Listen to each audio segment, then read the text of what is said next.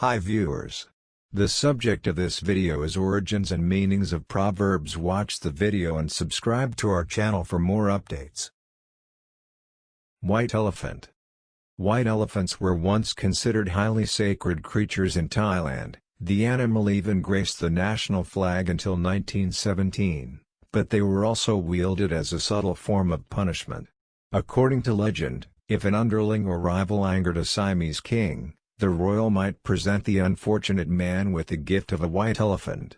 While ostensibly a reward, the creatures were tremendously expensive to feed and house, and caring for one often drove the recipient into financial ruin. Whether any specific rulers actually bestowed such a passive-aggressive gift is uncertain, but the term has since come to refer to any burdensome possession, pachyderm or otherwise. Turn a blind eye. The phrase turn a blind eye, often used to refer to a willful refusal to acknowledge a particular reality, dates back to a legendary chapter in the career of the British naval hero Horatio Nelson.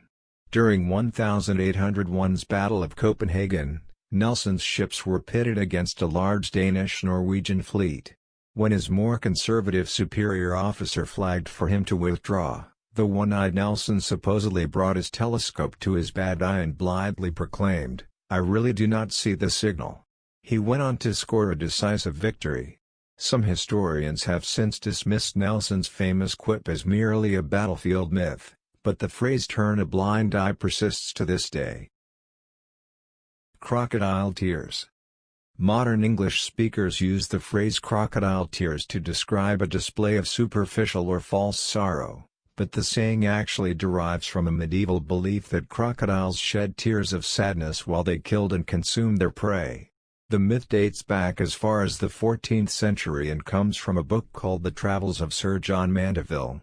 Wildly popular upon its release, the tome recounts a brave knight's adventures during his supposed travels through Asia. Among its many fabrications, the book includes a description of crocodiles that notes, "These serpents slay men, and eat them weeping, and they have no tongue." While factually inaccurate, Mandeville's account of weeping reptiles later found its way into the works of Shakespeare, and crocodile tears became an idiom as early as the 16th century. The third degree.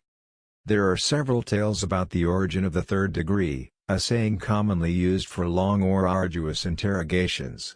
One theory argues the phrase relates to the various degrees of murder in the criminal code, yet another credits it to Thomas F. Burns, a 19th-century New York City policeman who used the pun third-degree burns when describing his hard-nosed questioning style. In truth, the saying is most likely derived from the Freemasons, a centuries-old fraternal organization whose members undergo rigorous questioning and examinations before becoming third-degree members, or Master Masons. By and large, many everyday phrases are nautical in origin. Taken aback, loose cannon and high and dry all originated at sea, but perhaps the most surprising example is the common saying by and large. As far back as the 16th century, the word large was used to mean that a ship was sailing with the wind at its back. Meanwhile, the much less desirable by, or full and by, meant the vessel was traveling into the wind. Thus, for mariners, by and large referred to trawling the seas in any and all directions relative to the wind. Today, sailors and landlubbers alike now use the phrase as a synonym for all things considered or for the most part. Let the cat out of the bag. To pass along a secret. In medieval England, piglets were sold in the open marketplace. The seller usually kept the pig in a bag, so it would be easier for the buyer to take it home. But shady sellers often tried to trick their buyers by putting a large cat in the bag. If a shrewd shopper looked in the bag, then the cat was out of the bag. Getting out of the wrong side of bed. This saying tries to explain why a person is in a bad mood today. It is usually expressed as "Did you get out off the wrong side of the bed today?" Probably comes from the days when in a large family several children had to share the one bed. No separate bedroom for each child in those days. Climbing over other siblings to get out of bed would start an argument. All is fair in love and war. The all is fair phrase means that all and any actions are fair, reasonable. No rules apply.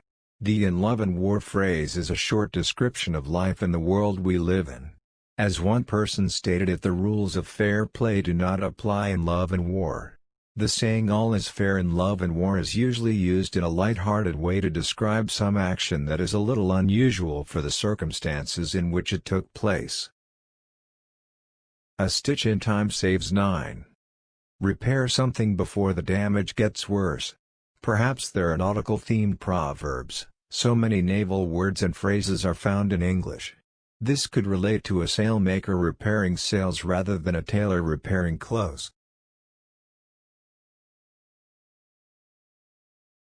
Thank you for watching the video. Please subscribe to our channel. Test your English grammar for more videos regarding English grammar.